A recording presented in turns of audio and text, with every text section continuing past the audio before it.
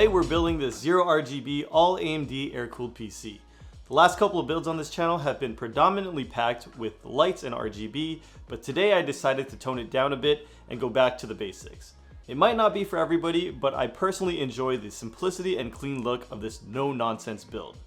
Even though we didn't have any lights or RGB in this build, I promise that this PC is still a beast, and we'll see that when we look at the system's performance. But first, let's take a look at the parts, put them all together, and we'll see what this thing is capable of. Let's start with the case that actually came out a couple of years ago, and it's the NZXT H210. At 27 liters, this is one of the biggest ITX cases I've ever worked in, and is borderline a small form factor chassis, but it allows for a ton of hardware compatibility and room to build in. Next up, we have the CPU, which is the AMD Ryzen 9 5900X. Thankfully, the CPU shortages have finally normalized, and you can find these almost anywhere at MSRP. Cooling the CPU is the legendary Noctua NH-D15 Chromax Black. It's a giant all-black cooler with dual 140mm fans that sticks to our stealthy theme while keeping the CPU nice and cool. To add some more character to the build, I added a set of Noctua NH-C4 heatsink covers in white. These are completely optional and are only installed for aesthetic purposes. We're running a kit of 16GB low-profile Corsair Vengeance in black for enough clearance under the NH-D15. I'll leave links for all the parts in the description box below in case you're interested in building something similar. Following the all AMD theme, we have the Radeon 6800XT Midnight Edition for our GPU. This card is gorgeous and unfortunately still relatively hard to find, but the GPU market has been slowly getting better.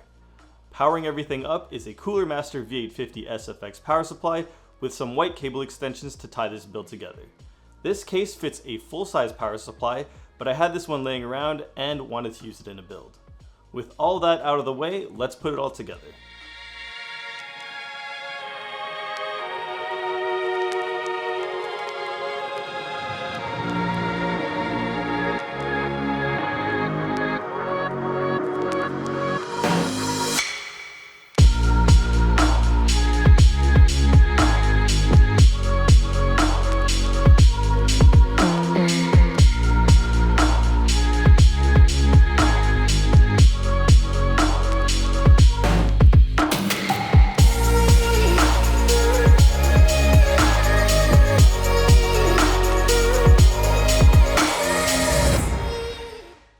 The build itself was fairly straightforward as expected with this more than spacious ITX case.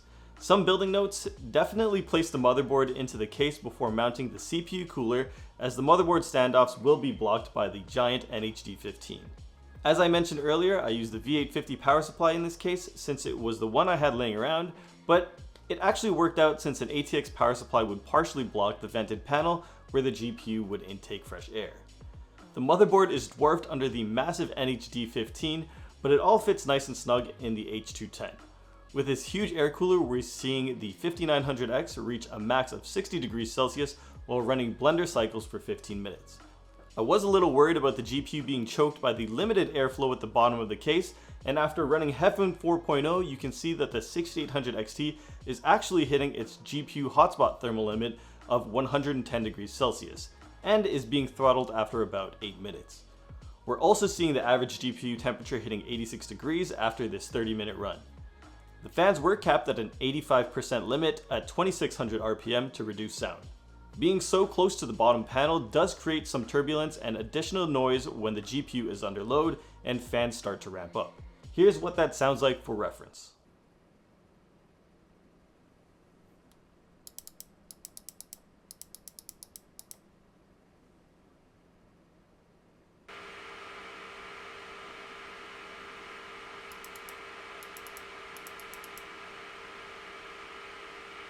I've built a few systems in the past using AMD CPUs, but this is my first experience with an AMD GPU and the Adrenalin software.